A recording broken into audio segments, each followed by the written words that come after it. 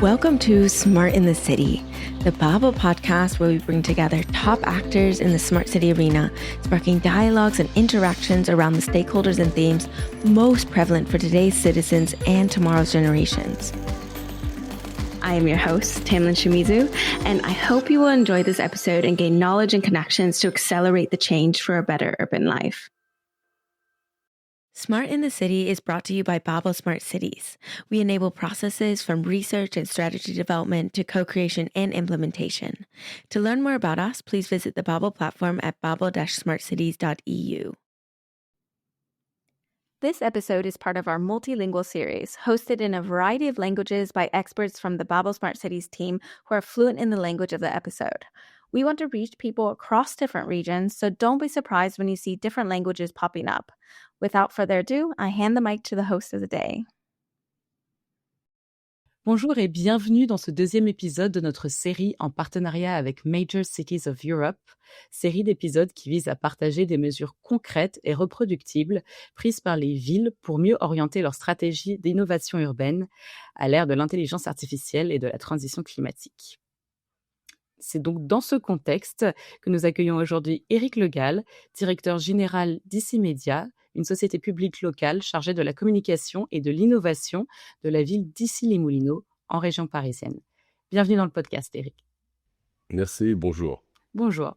C'est la tradition dans notre podcast de commencer d'abord par une sorte de mise en jambe, une question pour briser la glace en quelque sorte, et pour donner également un aperçu de la ville d'Issy-les-Moulineaux à nos auditeurs, pour ceux qui ne la connaissent pas, avant d'entrer un peu plus dans le vif du sujet. Et donc aujourd'hui, pour cette question brise-glace, si vous deviez décrire Issy-les-Moulineaux en utilisant uniquement 3 mots, quels mots vous choisiriez et pourquoi ? Bonne question. Alors, moi, je choisirais innovante, évidemment, parce que c'est une ville qui a fait de l'innovation le moteur de son développement depuis très longtemps. Je dirais familiale, parce que c'est une ville qui compte d'abord beaucoup de familles et qui a à la disposition de ces familles de nombreux services publics plutôt reconnus et appréciés. Et ensuite, je dirais respectueuse. Respectueuse évidemment des habitants, mais je dirais respectueuse des différences de religion, de son histoire, des différences qu'on peut avoir aussi avec d'autres collectivités. Et ça fait partie effectivement de l'ADN de cette ville. Parfait, merci beaucoup. Et donc maintenant qu'on en sait juste un tout petit peu plus sur Issy-les-Moulineaux, on va maintenant rentrer un peu plus dans le vif du sujet.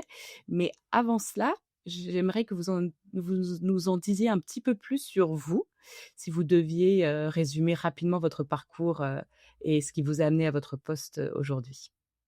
Alors moi, je travaille à la mairie d'Issy-les-Moulineaux depuis 35 ans. J'ai occupé différentes fonctions. J'ai commencé en rédigeant des discours et des courriers. Je me suis occupé du développement économique. Je me suis occupé très tôt de la transition numérique dans laquelle on s'est inscrite il y a maintenant une trentaine d'années.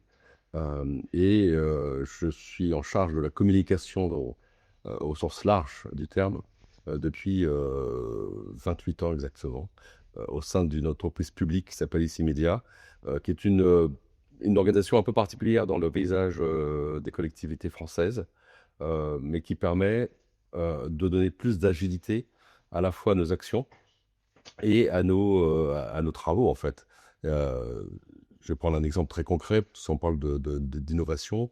C'est plus facile lorsqu'on est une entreprise publique de travailler dans le mode expérimentation avec des startups plutôt que si on était un service municipal qui nécessiterait davantage d'autorisation, de respect, de cahier des charges, d'appel d'offres, de tout ce qu'on peut tourner autour de tout cela. Là, on est beaucoup plus libre et ça permet évidemment d'être plus agile et donc plus efficace. Merci beaucoup. Et vous avez donc plusieurs casquettes en fait. Oui, absolument. Absolument, parce qu'en fait, on va dire que mon cœur de métier, c'était l'innovation numérique. Et le maire, André Santini, a considéré, lorsque mon prédécesseur à la tête d'Ici Média a quitté ses fonctions, il a considéré que l'innovation numérique, après tout, on parlait de technologie de l'information et de la communication. Donc il a dit que ça avait du sens que je m'occupe aussi de communication. Et ça avait d'autant plus de sens que pour nous, l'innovation numérique, c'est aussi un facteur d'attractivité extrêmement important pour le territoire. pour attirer notamment des entreprises du secteur, mais aussi de nouveaux habitants, j'ose pas dire des geeks, mais un peu des gens en tout cas bien connectés.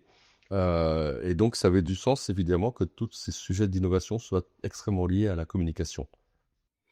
Et c'est dans ce contexte que l'initiative Ici GPT a été Oui, parce lancée? qu'en fait, ici, GPT, c'est la dernière vague de l'innovation numérique, hein, cette révolution qu'on connaît maintenant, encore une fois, depuis une trentaine d'années. Il ne faut pas oublier que cette année, d'ailleurs, en 2026, nous célébrerons le 30e anniversaire du site internet de la ville, donc ici.com. C'était le premier site web municipal à l'époque. Il est né même avant le site web de ce qui s'appelait alors France Télécom, hein. C'est pour dire qu'on était vraiment en anticipation et que depuis cette période-là, nous n'avons jamais cessé d'innover et plutôt, nous n'avons jamais cessé d'accompagner les différentes vagues de la révolution numérique pour proposer de nouveaux services, pour accompagner la population. En fait, on avait trois objectifs lorsqu'on s'est lancé dans cette aventure il y a maintenant plus de 30 ans. C'était donc, un, renforcer l'attractivité du territoire, comme je l'ai dit, donc faire venir davantage d'entreprises, davantage d'emplois, davantage d'habitants. Euh, et c'était de moderniser évidemment l'administration locale, hein, de faire en sorte que les démarches administratives deviennent plus faciles, que ce soit moins des contraintes en fait pour la population que de communiquer ou contacter la mairie. Et puis, ça, c'est une troisième objectif qui était un peu plus large, mais qui était quand même important pour nous, c'était d'accompagner la population dans l'appropriation de ces nouvelles technologies. C'est-à-dire d'essayer d'anticiper aussi les tendances qu'on pouvait ressentir, de les mettre très tôt à disposition du public, soit en expérimentant, soit évidemment en sensibilisant, de façon à ce que la population soit euh, peut-être prête avant les autres à, à affronter en fait le monde de demain avec ces technologies-là. Mmh. Donc du coup, ici, GPT, c'est un assistant virtuel, à destination des citoyens, qu'ils peuvent utiliser, comme interface, de communication? C'est ça. En fait, ici GPT, c'est l'intelligence artificielle générative telle qu'on la connaît depuis ChatGPT, c'est pour nous un phénomène aussi important que l'arrivée du web par rapport à l'Internet. Hein, vous savez qu'Internet existe depuis beaucoup plus longtemps que le web, mais que c'est le web qui a démocratisé l'accès à Internet. Et ben pour nous, c'est pareil. L'intelligence artificielle générative, c'est ce qui a démocratisé l'accès à l'intelligence artificielle et qui permet donc à chacun d'entre nous de pouvoir utiliser cette IA soit effectivement en posant des questions, ce qui est le cas avec ChatGPT, hein. Je pose une question à la mairie qui évidemment a un lien avec la ville et j'obtiens une réponse ou pas, parce qu'on peut ne pas avoir de réponse à une question, mais au moins on le dit, contrairement à certaines autres intelligences artificielles. Et ça fonctionne assez bien, puisqu'aujourd'hui, on l'a lancé maintenant il y a un peu plus de 2 ans, hein, c'était en décembre 2023. Et on a enregistré maintenant, on en est à 80 000 questions, conversations, donc questions-réponses de la part du public. Oui, ça fonctionne bien donc, et comment est-ce que donc peut-être derrière, voilà l'interface, le dans les rouages, voilà de son fonctionnement, comment est-ce qu'on garantit la fiabilité des informations donc qui sont, données, l'accessibilité également et la cohérence avec les services municipaux? Comment est-ce que ça a été mis en place en fait? Si jamais on rentrait un petit peu plus dans le côté technique. Oui, alors on a d'abord consulté beaucoup d'entreprises hein, qui proposent des solutions d'intelligence artificielle. On leur a soumis un espèce de questionnaire type pour voir quel type de réponse ils étaient capables d'apporter. Et puis évidemment, on a choisi en fonction évidemment du prix, mais aussi en fonction de certains critères qui sont est-ce que c'est plus open source ou propriétaire? Est-ce que c'est plus français qu'américain, pour faire simple? Donc on a choisi une entreprise qui est de Toulouse, enfin de la région de Toulouse, qui s'appelle Prism.ai, qui travaille sur des plateformes open source, qui a des solutions souveraines et qui en fait a conçu cette intelligence artificielle en prenant des briques hein, quand même d'OpenAI par exemple, hein. Donc il y a bien des briques de ChatGPT qui sont dedans, mais ce ne sont que des briques et pas ChatGPT en tant que tel. Et puis la deuxième condition, c'était de dire, pour qu'il évite, d'halluciner, deux, de répondre sur des questions qui n'avaient rien à voir avec des signaux, en fait, on a décidé de l'enfermer en quelque sorte sur nos propres serveurs. Donc en fait, il n'a accès qu'à nos informations, donc elles sont publiques, parce que c'est nous qui les contrôlons, elles sont sur nos serveurs, et il ne répond qu'à des questions liées à Issy Moulineaux. Pour ça, je disais qu'il pouvait aussi dire, je ne sais pas répondre à cette question, parce que si c'est pas lié à Issy Moulineaux, ou simplement si l'information n'existe pas publiquement, par exemple, si vous lui demandez la date du prochain marathon à Issy Moulineaux qui s'appelle la Corrida de Noël, qui a lieu au mois de décembre tous les ans, c'est sûr que la date de décembre 2026, elle n'est pas encore publique, donc il va vous dire je ne sais pas. Mais au moins, ce qui est important, c'est ça, c'est qu'il ne va pas halluciner, il va répondre n'importe Mmh. quoi. C'est vrai que c'est ce qui est quand même une différence, en tout cas avec les débuts de ChatGPT et ça doit ça doit quand même jouer dans le fait de rassurer aussi les utilisateurs, quand ils interagissent avec cette interface. Parce que si on voulait jouer l'avocat du diable, en tout cas, enfin, de nos jours, il y a quand même une bonne partie de la population qui a beaucoup de méfiance à l'égard de tout ce qui est intelligence artificielle. Donc, j'imagine que ça doit aider. Et est-ce que vous avez mis en place, d'autres, voilà, d'autres garde-fous pour maintenir un certain niveau de confiance, par rapport aux citoyens? Alors, on a aussi accompagné en fait le lancement de ChatGPT par un espèce de cycle de conférences, justement pour sensibiliser la population sur tous les avantages de l'intelligence artificielle, mais aussi les risques qu'on peut rencontrer, de façon à ce qu'elle puisse raisonner euh, d'une manière autonome, évidemment. Donc, on a vraiment invité, par exemple, le philosophe Eric Sadin, qui est quand même extrêmement hostile à l'intelligence artificielle, pour que les gens entendent son discours, mais aussi quelqu'un comme Luc Julia, qui est l'un des cofondateurs de Siri, par exemple, pour Apple, et qui est un des spécialistes de l'IA en France, qui lui, au contraire, est plus ouvert sur ces questions-là. Voilà, l'idée, c'est évidemment à la fois de tout dire ce que représente l'intelligence artificielle, de bien rappeler que ce n'est un outil ou un assistant, et contrairement au fantasme, il n'est pas encore prêt pour remplacer l'intelligence humaine, et que les gens, évidemment, fassent preuve d'esprit critique, hein. Moi, nous, en parallèle de ça, d'ailleurs, même au-delà de l'intelligence artificielle, on a aussi mis en place des cycles de sensibilisation autour de l'information, des fake news et de comment on doit systématiquement remettre en cause une information qu'on reçoit en vérifiant, en s'interrogeant et pas en prenant comme argent comptant ce qui circule, par exemple, sur les réseaux. Donc, on est vraiment très actif, en fait, pour sensibiliser la population, leur donner les outils pour raisonner.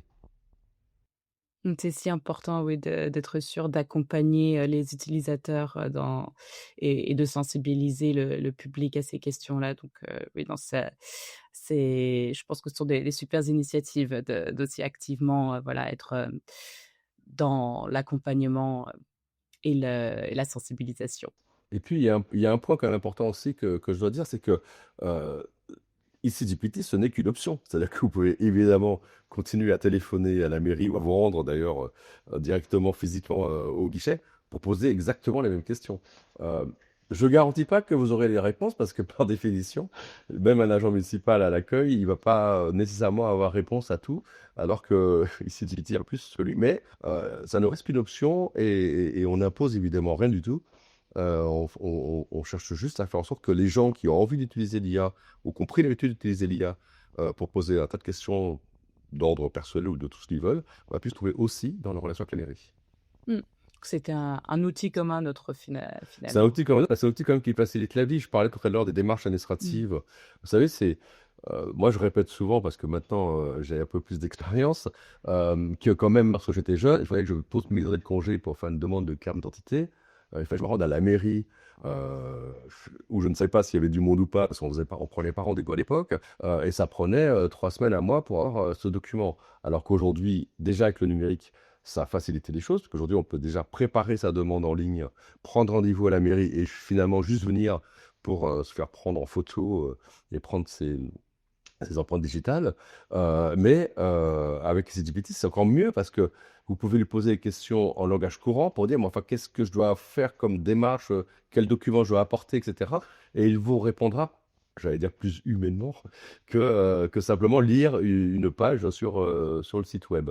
Donc pour moi, ça démocratise et ça popularise l'accès aux démarches administratives. Parce que c'est plus interactif et plus personnalisé, c'est aussi plus accessible finalement Et puis c'est un langage courant, c'est-à-dire qu'ils parlent normalement, enfin ils n'utilisent mmh pas des jargons parfois qu'on peut utiliser dans l'administration. et qui peut être un peu obscur, oui. Oui, absolument. Et si on élargissait maintenant un petit peu plus, à l'autre, donc voilà, on a parlé d'intelligence artificielle, d'outils, numériques et vous aviez aussi évoqué que parmi, les ca toutes les casquettes que vous avez, une autre, est, voilà, votre engagement, au niveau de enfin voilà, de la ville et un autre gros chantier que beaucoup de villes partagent, c'est celui de la transition climatique et heu et dans cette transition également, la donnée, le numérique, joue un rôle important. Est-ce que, voilà, vous pourriez nous en dire un petit peu plus sur, les initiatives de la ville, d'Issy-les-Moulineaux, par rapport, par exemple, à leur, baisse, des émissions de gaz à effet de serre et voilà, si vous pouviez citer 2 ou 3 actions qui ont le plus pesé dans cette, voilà, dans cet objectif, qui je crois a été atteint, parce que la ville a annoncé une baisse de ses émissions de moins de 16 je crois depuis 2020? Oui, mais on est même à 37 depuis 2005, donc ça baisse bien. D'ailleurs, je rappelle souvent qu'on n'a pas non plus attendu, les accords de Paris d'il y a 10 ans pour, s'engager sur cette voie de alors ça s'appelait pas transition climatique à l'époque, hein, ça s'appelait simplement des plans municipaux d'environnement, mais en tout cas pour veiller à ce que l'environnement soit toujours, une des priorités de la ville. Ce qui est de nouveau, c'est effectivement depuis 2020, on a adopté un budget climat, qui est en fait un budget carbone. C'est-à-dire qu'on ne parle pas d'argent, on parle uniquement d'émissions de CO2. Et pourquoi on a fait cela? C'est parce qu'on s'est inspiré de ce qui se fait en Norvège, d'ailleurs, depuis plusieurs années maintenant. Mais comme vous le savez, les Scandinaves sont des gens très pragmatiques, qui sont partis du constat que les accords de Paris fixaient des objectifs à horizon de 2050, mais que l'être humain étant constitué, il trouvera tous les ans des raisons pour expliquer pourquoi il n'arrive pas à atteindre ses objectifs. Ce qui est exactement d'ailleurs entre nous ce qui s'est passé 10 ans, puisque très peu de pays ont réussi à atteindre les objectifs qu'ils s'étaient eux-mêmes fixés il y a 10 ans. Et donc ils ont dit, plutôt que d'avoir ces objectifs à 2030, 2050, faisons des objectifs tous les ans, plus modestes, moins on en sera. C'est ce qu'on appelle avancer à petits pas, mais au moins ça avance. On ne sait pas si en 2050 on aura atteint les objectifs finaux, mais en tout cas en faisant tous les ans, on aura davantage de chances plutôt que de reporter d'année en année ces objectifs. Euh, et puis le second point, c'est de se dire, c'est pour ça qu'on l'appelle budget climat, on va adopter exactement le même process que pour le budget financier d'une collectivité. Puisque, comme vous le savez, c'est l'acte le plus important finalement d'une assemblée communale, et ça implique tous les services, tous les élus, et ça implique de venir dans le conseil municipal régulièrement dans l'année, 3 fois pour être clair, pour faire le point, pour se fixer l'objectif pour l'année prochaine, pour faire un point d'étape et pour tirer un bilan. Et donc, du coup, évidemment, ça participe à changer les mentalités, y compris des élus des services, puisque toutes les collectivités ont depuis très longtemps un élu en charge de l'environnement, des changements climatiques, avec un département administratif qui lui est dédié. Mais c'est très vertical, en fait. Et donc, les autres ne sont pas concernés. En ayant ce type de process, on implique vraiment tout le monde.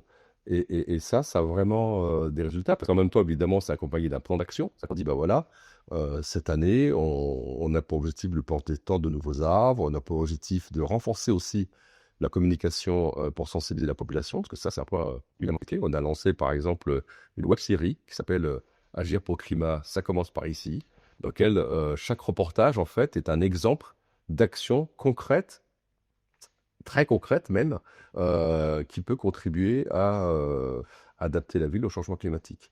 Et tout ça, en fait, fait que ça fonctionne mieux qu'ailleurs, puisque on réduit plus rapidement que d'autres communes nos émissions de gaz à effet de serre.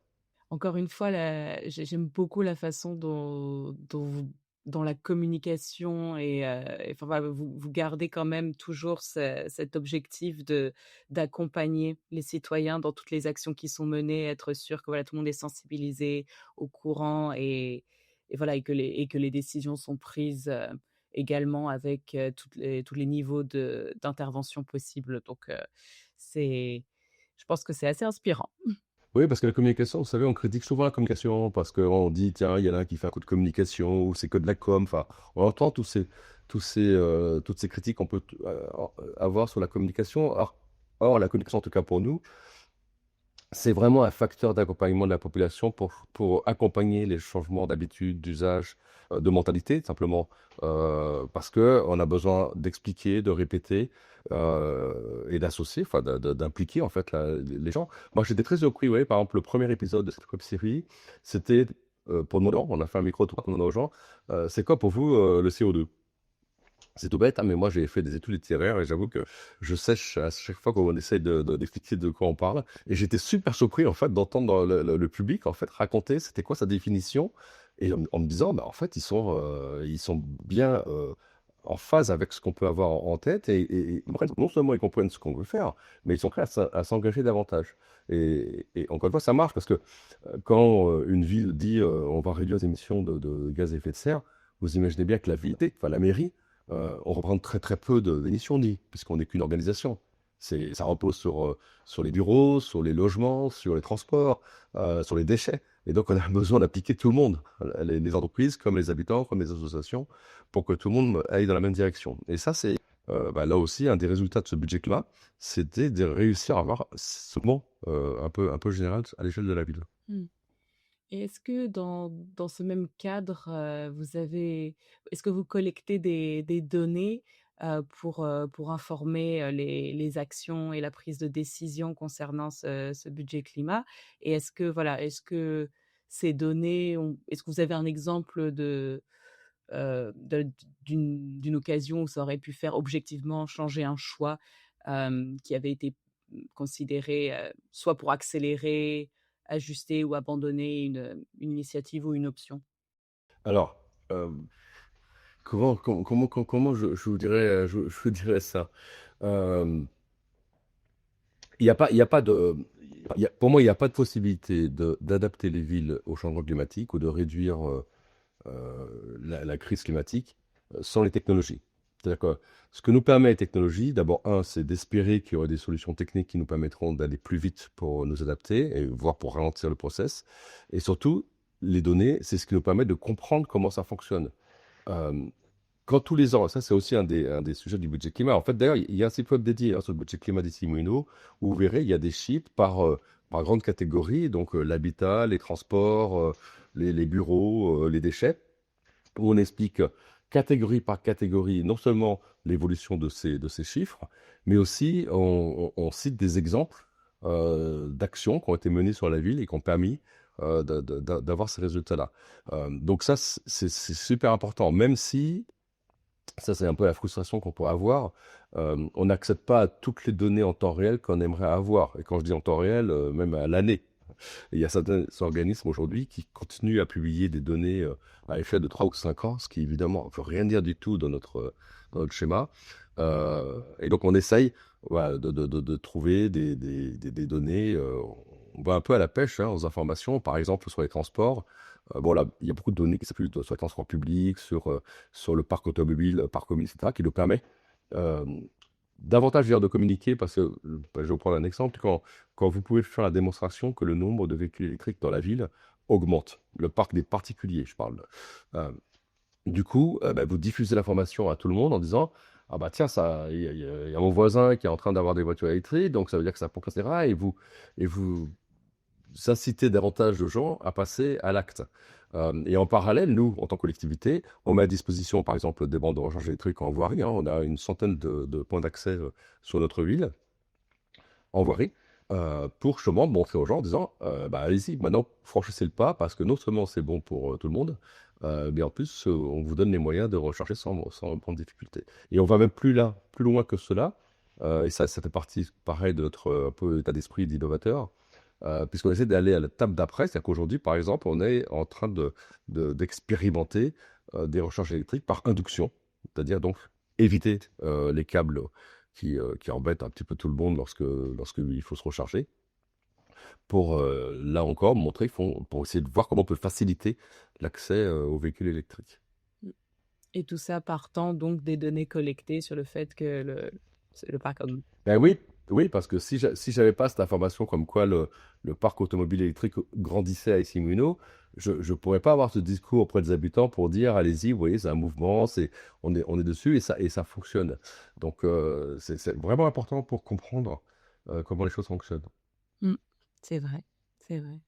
Et d'ailleurs, et c'est aussi un des aspects du budget climat, c'est que maintenant, le réflexe qu'on essaye d'avoir, on n'arrive pas toujours à réussir à 100%, mais qu'on essaye d'avoir, c'est chaque fois qu'on a un projet, on essaie de se dire, mais en fait, est-ce qu'on peut mesurer l'impact en termes d'émissions que ça va produire? Donc, partir d'abord de faire le constat à temps zéro, et ensuite voir le résultat que ça pourra avoir une fois que le projet a été mis en œuvre.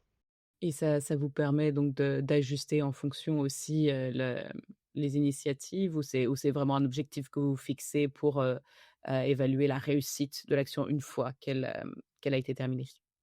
D'abord, ça rentre l'objectif de sensibilisation des services, hein, parce qu'il faut avoir ce réflexe hein, qui n'est pas naturel, il faut quand même bien comprendre.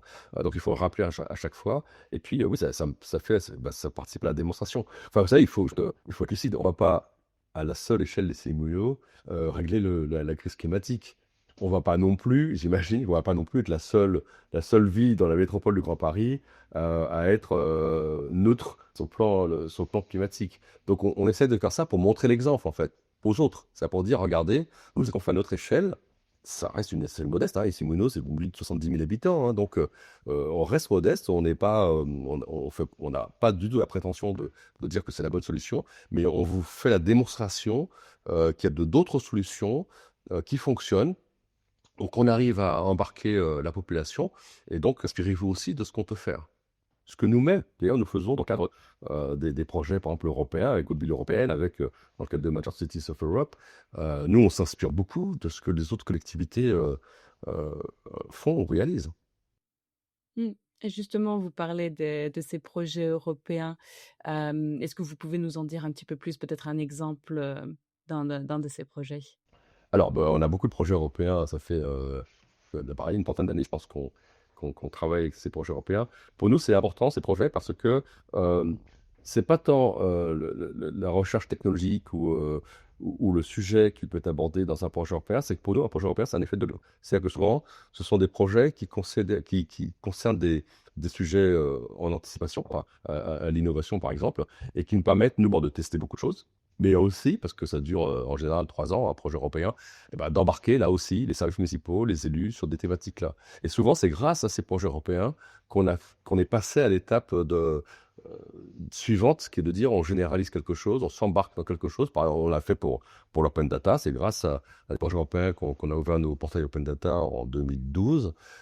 C'est grâce à un projet européen qu'on a travaillé sur les questions de smart mobilité, c'est grâce au projet européen qu'on a adopté une stratégie hydrogène. Donc tout ça, en fait, ce sont des, des, des sujets. Et puis, on habitue aussi la population, les services, au concept d'expérimentation. Pour moi, c'est vraiment fondamental, les expérimentations, parce que, vous savez, dans le monde, en tout cas des collectivités locales, enfin, l'administration en général, euh, lorsqu'on a une idée, il faut faire l'appel d'offres. Et lorsque c'est un appel d'offres sur un sujet innovant, par définition, ben, vous ne savez pas ce que vous allez avoir, parce que vous ne savez pas si l'innovation en question existe, et si elle va marcher, et si c'est pertinent. Donc parfois, vous avez des solutions qui sont coûteuses, qui aboutissent à rien, ou qui sont des échecs. Voilà, donc c'est de l'argent dépensé, c'est du temps perdu, et je trouve ça vraiment dommage, alors que les expérimentations, elles sont là pour, évidemment, techniquement, des nouvelles solutions, mais elles sont aussi là pour tester l'acceptabilité de la population, parce qu'on peut aussi avoir une technologie ultra efficace, ultra brillante, mais que la population n'adopte pas pour plein de raisons. Vous savez, l'histoire de l'innovation est remplie d'innovations géniales qui n'ont pas été adoptées par les gens. Et c'est qu'une fois qu'on peut constater que cette expérimentation a conduit à quelque chose d'accepté, de techniquement fiable et d'économiquement évidemment possible, qu'on peut généraliser. C'est ce qu'on a fait par exemple lorsqu'on a été la première ville en France à généraliser le paiement de stationnement par téléphone mobile. C'est exactement cette démarche-là. C'est-à-dire qu'on a expérimenté, on a vu que c'était possible, et alors après, donc on a lancé l'appel d'offres pour la gestion du stationnement, où on a demandé au marché de nous proposer des solutions de paiement du stationnement plus larges possible, y compris par téléphone mobile. Et donc c'est comme ça qu'on a fait rentrer finalement les acteurs privés sur ce marché. Et donc c'est dans ce contexte d'expérimentation que vous arrivez enfin que vous testez donc ces solutions, mais souvent quand même, on parle beaucoup de cette phase de pilote qui en reste à cette phase-là et qui derrière n'arrive pas à être déployée. Est-ce que dans votre expérience, il y a quelque chose qui change la donne et qui permet justement voilà, de passer, de l'expérimentation au déploiement à large échelle et qu'on n'en reste pas à une accumulation d'expérimentation qui derrière n'arriverait pas à aboutir? Alors, évidemment, il y a beaucoup d'explantations qui sont pas suivies des faits parce que soit ça fonctionnait pas techniquement, soit que l'idée s'était pas adopté par les gens, soit parce que, ça ne semblait pas pertinent. Mais, alors je sais pas, moi j'ai plein d'exemples en fait. Il y a des choses qui dans le cadre d'un projet européen ont pas nécessairement abouti. Je vais prendre des exemples concrets. On a été très tôt dans le début des années 2000, je crois, sur les projets européens sur le vote électronique, sur le vote par internet. Donc évidemment, c'est un sujet dont on n'est pas compétent exactement, hein, parce que pour instituer le vote par Internet, il faudrait que le ministère de l'Intérieur l'institue lui-même. Mais en revanche, ça nous a permis de tester la manière dont les gens appréhendaient ce dispositif-là, de tester évidemment son plan technique. Et évidemment, aujourd'hui, on vote par Internet pour beaucoup d'élections professionnelles. Mais par exemple, à Issy-Moulineaux, on vote par Internet pour les élections des conseils de quartier ou pour les élections des représentants des parents d'élèves à l'école. Pas pour les élections politiques, évidemment, parce que c'est pas légalisé. Mais quand même, grâce à cette expérimentation-là, on a quand même généralisé pour les élections politiques le vote électronique avec la machine à voter. Ce qu'on n'aurait pas pu faire si on n'avait pas, là aussi, sensibilisé la population. Ça fait maintenant pratiquement 20 ans, ouais, ça fait 19 ans exactement, qu'on a généralisé le vote par machine à voter à Issy-les-Moulineaux. Et donc les gens sont habitués à voter de cette manière-là. Et ça, c'est franchement, là aussi, le produit d'un projet européen qui a été mis en œuvre. Je parlais tout à l'heure d'Open Data, je parle de la Smart Mobilité, et puis il y a des choses, comment je dirais, qui vont pas produire immédiatement un résultat technique pour les porteurs de projets, par exemple, concernés, mais ça crée une habitude d'usage chez nous qui fait qu'à un moment ou à un autre, ça ressort quand même avec une généralisation autour d'un service. J'ai pas en mémoire en fait de projets européens qui ont vraiment abouti à rien du tout. Enfin, je suis en train de réfléchir un temps en me disant est-ce que vraiment il y a des projets européens qu'on servait à rien, pour faire simple.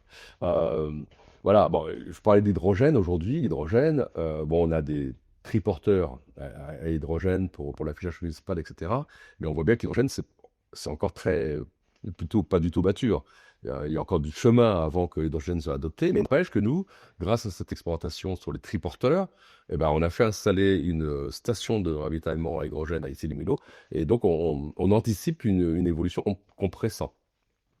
Voilà, après, c'est la vie économique qui fait que ça marche ou marche pas, mais enfin, en tout cas, on essaye, nous, d'être toujours à la pointe de tout ce qu'on peut faire de nouveau et qui peut permettre peut-être de changer les choses. Et ça, c'est grâce au projet européen, c'est important parce que, j'insiste là-dessus parce qu'il y a assez peu de collectivités locales françaises, notamment, qui participent au projet européen parce que souvent, il y a le prétexte que c'est compliqué, c'est ultra administratif, ce qui est vrai, hein. Mais moi, je trouve toujours que, et puis surtout, oui, ça c'est un truc aussi, et on ne gagne pas toujours. T'as un projet européen, gagner, c'est 1 sur 10 déposés, quoi. Donc, mais nous, on a réussi à se positionner comme ville pilote, ce qui est assez confortable en fait, hein, puisqu'on ne fait que répondre à des projets européens qui sont à la recherche de bac à sable, hein, et qui disent tiens, on va développer tel ou tel sujet, est-ce que ça vous intéresse? Et donc si on dit oui, ben voilà, nous on a juste à tester, ça marche pas, mais au moins c'est pas lourd en fait en termes d'organisation. Les derniers projets européens, par exemple, qu'on a remportés là, c'est un qui concerne, donc c'est très lié aussi à la transition écologique et numérique, hein. Il y en a un qui concerne l'énergie des bâtiments pour voir comment on peut davantage encore améliorer et associer la population dans leur propre consommation. Il y en a un qui concerne le budget climat, justement, parce que on voudrait voir comment on pourrait peut-être identifier d'autres données auxquelles on n'a pas pensé pour alimenter ces statistiques, mais aussi parce qu'on a un programme qui s'appelle le défi zéro carbone et qui consiste en fait à demander à un groupe d'habitants pendant 6 mois de suivre des formations pour diminuer leur impact de CO2, donc diminuer leurs déchets, diminuer la manière de l'impact des transports, etc. Donc ça fonctionne plutôt bien, mais on est limité parce que ce sont des ateliers, donc des ateliers physiques par définition. On ne peut pas accueillir 1000 personnes, on peut en accueillir que maxi une centaine. Et donc on voudrait avoir une plateforme numérique qui permet d'élargir les gens qui pourraient suivre ce programme. Et là encore, c'est un projet européen qui nous propose de faire ces solutions-là. Donc vous voyez, on est vraiment dans cette... et puis là, donc ça n'a rien à voir avec le numérique, mais un peu quand même. Euh, on est dans un projet qui s'appelle Elaborator, qui permet d'expérimenter un dispositif de sécurisation des pistes cyclables par un système lumineux sur la voie qui permet d'alerter les automobilistes en leur disant attention à votre tournée à droite parce qu'il y a une piste cyclable, il y a des cyclistes qui peuvent arriver sur votre point mort, angle mort, et donc ça vous permettra de faire davantage attention. Voilà, donc on est sur différentes solutions et à chaque fois des solutions qu'on essaye de utiles pour faire avancer les choses. Oui, j'aime beaucoup l'approche, enfin, la manière dont vous expliquez que i on gagne toujours quelque chose de ce genre de projet, même si la technologie n'est pas encore prête, même si le déploiement, même si l'adoption, générale par les habitants ou par d'autres villes, sera peut-être pour plus tard. On apprend toujours, en fait, et ça permet aussi, oui, de sensibiliser, de tester et de repartir toujours avec quelque chose qu'on a gagné, que ce soit purement informationnel ou aussi, en termes d'avancées technologiques, en général. Donc c'est assez inspirant, je trouve, cette vision des choses et j'espère que ça encouragera plus de villes françaises à participer à des projets européens. Et donc vous parliez également, de la manière dont ici les Moulineaux essaient d'identifier, les partenaires et les prestataires qui peuvent, apporter, dans le cas d'initiatives comme le budget climat ou pour, améliorer, la qualité de vie en général, dans la ville. On a également des entreprises qui nous écoutent dans le podcast et à ces entreprises, est-ce que vous pourriez donner peut-être un conseil sur ce qui enfin, d'après vous, ce qui fait qu'une collaboration est réellement utile pour une ville comme Issy-les-Moulineaux et qu'est-ce qui, au contraire, vous ferait dire q enfin, vous ferait dire que cette entreprise n'est pas prête à apporter, sa solution, innovante, qui serait par ailleurs innovante et utile pour une ville, mais ça fonctionnerait pas pour vous. Bah, très souvent, en fait, moi je dis aux entreprises, parce qu'on parlait des collectivités locales qui avaient du mal à s'engager dans les projets européens, mais c'est le cas aussi d'entreprises, et notamment de grandes entreprises pour lesquelles on pourrait penser pourtant qu'ils ont les moyens humains pour travailler là-dessus. Et nous, on va jusqu'à, alors j'essaye, c'est pas à chaque fois le cas, mais j'essaye dans les projets européens d'essayer de trouver une entreprise locale qui puisse aussi être avec nous. D'abord, ça les permet de participer, et puis nous, ça facilite aussi les relations lorsqu'on fait une exploitation. Et on va jusqu'à les accompagner dans la gestion administrative, leur dire on est là si vous avez peur, parce que c'est ça le truc, hein, ils ont peur de se dire c'est de la paperasse, c'est du temps homme, c'est comment je fais pour remplir mes documents, etc. Et là, nous, on leur dit bah, si vous voulez, on peut vous accompagner aussi là-dessus, parce que nous, on est habitués, donc on peut parfaitement vous conseiller. Donc, ça, c'est un point important. Et le deuxième point que je leur dis souvent, surtout ceux qui innovent, c'est qu'ils ont besoin de tester ça auprès des consommateurs, par définition. Parce que je parlais tout à l'heure d'acceptabilité sociale et d'inventions géniales qui ne trouvaient pas leur public. Ça arrive encore trop souvent parce que certaines entreprises imaginent que leur produit ou leur invention est tellement géniale que ça va de soi.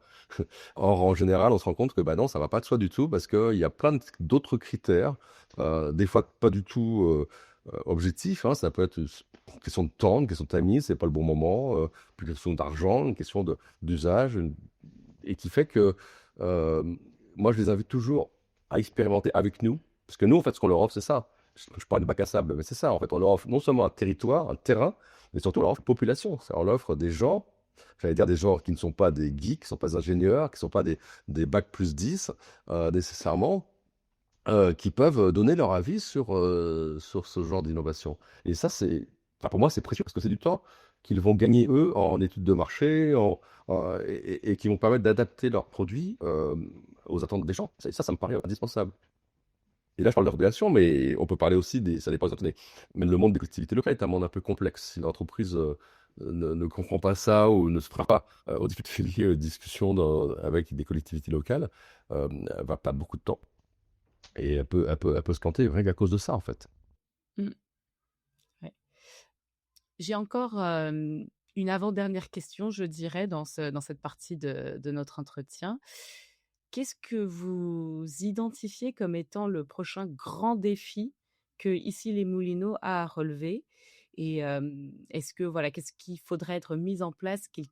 Quels éléments il manquerait encore pour relever ce défi, selon vous?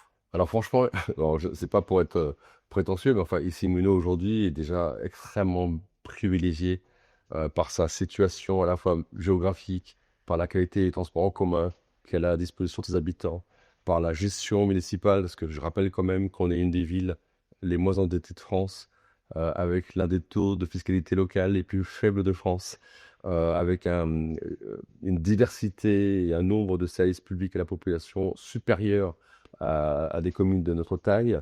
Et donc franchement, on n'est pas une ville à problème. Et je me méfie de toute façon de prospective, hein. Moi, je suis quand même d'une génération qui était adolescente lorsqu'on me racontait que l'an 2000 allait être extraordinairement plus proche de la science-fiction que de ce qu'on vit aujourd'hui. Donc, je me méfie beaucoup de la prospective. En revanche, ce que je sais, c'est qu'on a quand même cet objectif d'adapter la ville au changement climatique, qui est quand même l'objectif fondamental qu'on doit avoir en tête, et tout faire pour le faire. Et c'est compliqué. Enfin, je dirais, il ne s'agit pas simplement de le dire, et c'est pas que nos petits gestes au quotidien de chacun d'entre nous qui va permettre de changer des choses. Il faut que là aussi que la technologie nous aide à accélérer ce curseur-là. Il y a quand même l'impact de l'intelligence artificielle. On ne sait pas encore comment. On sait qu'elle va bouleverser la manière dont on vit, dont on travaille, dont on consomme, dont on apprend. Enfin, ça va être aussi impactant que le web l'a été, mais on ne sait pas encore comment faire. Donc, il faut que la collectivité en tant que telle, en tant qu'entité mairie cette fois-ci, elle s'adapte aussi. C'est-à-dire qu'elle avance, qu'elle continue à innover, à prendre en compte cela, à faire en sorte demain, bon, quand on nous dit, alors ça, c'est fait partie des perspectives, mais on nous dit que bah, on n'aura plus de smartphones, ça sera peut-être autre chose qui servira d'outil de communication, on aura peut-être plus de robots, on aura peut-être plus, enfin, je ne sais pas tout ce qu'on peut avoir. Ce qu'il faut, c'est ne jamais s'arrêter d'innover, parce que une ville qui s'arrête, bah, c'est une ville qui périclite, et que c'est vraiment essentiel d'avoir ça en tête. Une note donc à toutes les collectivités qui nous écoutent, de garder ça en tête. Et alors pour terminer cette partie principale de l'épisode, est-ce qu'il y a un sujet que nous n'avons pas eu l'occasion d'aborder et que vous souhaiteriez partager avec nos auditeurs? Bah, moi, oui, il y a peut-être un sujet, mais qui concerne plus largement le rôle de la collectivité, c'est celui justement de la sensibilisation de la population dès le plus jeune âge à tous les enjeux en fait de cette société numérique euh, à laquelle on va être de plus en plus intégré. Parce qu'il y a plusieurs choses. Il y a à la fois les questions liées à la protection des données personnelles. Vous savez qu'aujourd'hui, on estime que quasiment toute la population française a déjà vu son adresse email hackée par un système ou je ne sais quoi. Donc, il faut toujours être très vigilant, toujours faire très attention et toujours être très. Faire preuve, là encore, d'esprit critique, de recul lorsqu'on reçoit un email, par exemple, lorsqu'on nous demande des choses par Internet qui ne paraissent pas habituelles et naturelles. Ça, c'est un enjeu. La cybersécurité, c'est vraiment un enjeu fort parce que du coup, dans cette société numérique, ça veut dire aussi qu'on est extrêmement dépendant du numérique, des collectivités. Et que si demain tout tombait, il faut juste qu'on sache quand même qu'on est capable de faire des choses sans le numérique. Et il faut vraiment que la population soit sensibilisée. Et vraiment, quand je dis dès le plus jeune âge, ça veut dire vraiment dès l'école. Il faut apprendre aux enfants ce qu'est l'intelligence artificielle, comment c'est fait, comment on s'en préserve et comment on peut l'utiliser intelligemment pour réussir. Ça, pour moi, c'est pratiquement, c'est peut-être l'enjeu le plus important qu'on puisse imaginer pour les années qui Mmh. viennent. L'éducation, c'est toujours la base de tout. Oui, c'est la Mmh. base, exactement, c'est la base. Oui, mais vous savez, moi je pense, alors je suis, c'est pas faire plaisir, mais je pense que l'éducation nationale a sacrifié une génération entière sur le web. Parce qu'en fait, pendant des années, elle a été réticente à l'arrivée du web. Et donc, du coup, les enfants ont été davantage efficaces que leurs profs. Mais du coup, on leur a pas appris, on leur a pas appris à faire preuve de recul, à vérifier les informations, à se poser des questions, à avoir un esprit critique. Alors c'est ça qu'il fallait leur apprendre et moi je pense qu'il y a toute une génération qu'on a un peu gâchée à cause de cela et je voudrais pas que ça recommence avec l'intelligence artificielle. Mmh. Ah, je suis complètement d'accord avec vous, c'est encore une on disait tout à l'heure que voilà, l'intelligence artificielle reste quand même un outil, mais c'est un outil qu'il faut apprendre à utiliser et c'est pas inné, c'est quelque chose, oui, qu'il faut définitivement inculquer, aux jeunes générations et aux futures générations. Donc, et je trouve que c'est une très belle note, sur laquelle, que clôturer, les principales questions de notre, heu, de notre échange. Mais avant, de vous laisser partir, j'ai encore une ou 2 questions et notamment, je voudrais passer à une, partie de notre podcast qui est une petite activité qui change donc d'un épisode à un autre et l'activité que j'ai choisie pour vous aujourd'hui s'appelle donc Inspire Us, inspirez-nous. Inspire us just a little bit with a story, a quote, or anything that has inspired you recently.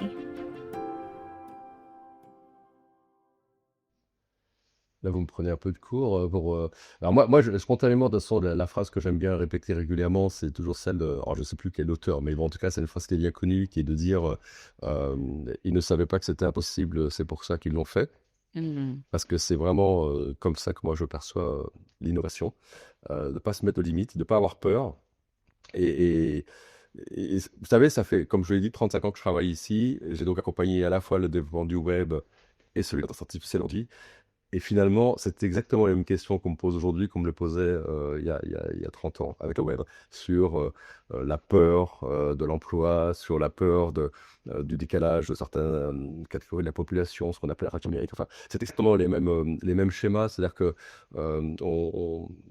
et c'est naturel, je pense que spontanément, on regarde d'abord ce qui fait peur avant de penser au positif ou à être enfin, à penser que tout va aller mieux et que c'est vraiment le progrès, c'est quelque chose d'important. Et en même temps, toute notre histoire montre quand même que le progrès, c'est quand même ce qui a facilité la vie de milliards de personnes. Donc, c'est vraiment ça qui doit nous motiver en permanence. Et c'est ce que j'ai moi toujours en tête. Et c'est ça que je répète toujours à mes collègues qui s'inquiètent parfois, dans nos auditeurs, qui me posent des questions sur l'intelligence artificielle ou l'innovation. C'est toujours d'avoir ça en tête, en fait. C'est que on reste maître de ce qu'on peut faire quand on comprend comment ça fonctionne et quand on sait que c'est bien et pas bien. Enfin, y a pas de, c'est pas noir et blanc, quoi. Ah, jamais. C'est toujours, beaucoup plus complexe, que ça et on en revient toujours, oui, à la sensibilisation, à l'utilisation et au fait de maîtriser ce genre de sujet, mais Et à l'usage surtout. C'est toujours se dire c'est ça. pourquoi et à quoi ça sert. C'est toujours les deux questions que je me pose quand on me propose une innovation expérimentée. C'est toujours autour de ça qu'il faut réfléchir. Sans jamais penser, enfin, je me l'interdis, même si évidemment, comme tout être humain, je le pense, mais sans jamais penser au ça ne marchera jamais. Mmh. Il faut toujours faire le pari. C'est ça, c'est ça. Mmh. Le pari, l'innovation. J'ai une dernière question pour vous qui est une, question que nous demandons à tous nos invités dans notre podcast. Pour vous, qu'est-ce que ça veut dire une smart city, une ville intelligente? Alors d'abord, une ville n'est pas intelligente. Ce sont ses habitants qui sont intelligents. Et puis heureusement, parce que la ville existe quand même depuis suffisamment de centaines d'années pour quand même démontrer qu'elle est capable de se développer sans avoir besoin de lui donner des outils dits intelligents. Non, en revanche, la Smart City, c'est vraiment la capacité pour une ville d'être plus efficace grâce à cette technologie-là. Donc effectivement, améliorer la connaissance de son territoire grâce aux données, par exemple. Mais c'est aussi, la Smart City, c'est vraiment l'alliance finalement entre l'innovation numérique et l'adaptation climatique. C'est vraiment les deux transitions qui se rencontrent, la transition numérique et la transition climatique. C'est ce qui produit une Smart City, de mon point de vue. Mmh. Réponse, qui est tout à fait dans le thème de l'épisode, donc je pense que c'est un très beau résumé de tout ce dont nous avons discuté en plus, donc merci de nous amener à cette conclusion naturelle avec votre réponse et en effet, sur ce, nous arrivons à la fin de cet épisode, donc merci beaucoup et de nous avoir accordé de votre temps et d'avoir partagé votre expérience et les projets de la ville d'Issy-les-Moulineaux avec nous. Merci à vous. de m'avoir invité et d'avoir écouté. Avec grand plaisir. Et à tous nos auditeurs, n'oubliez pas que vous pouvez toujours créer un compte gratuit sur bubble smartcities.eu pour en savoir plus sur les projets, les solutions et les mises en œuvre des villes innovantes et durables partout en Europe et dans le monde. Merci à tous. Thank you all for listening. I'll see you at the next stop on the journey to a better urban life.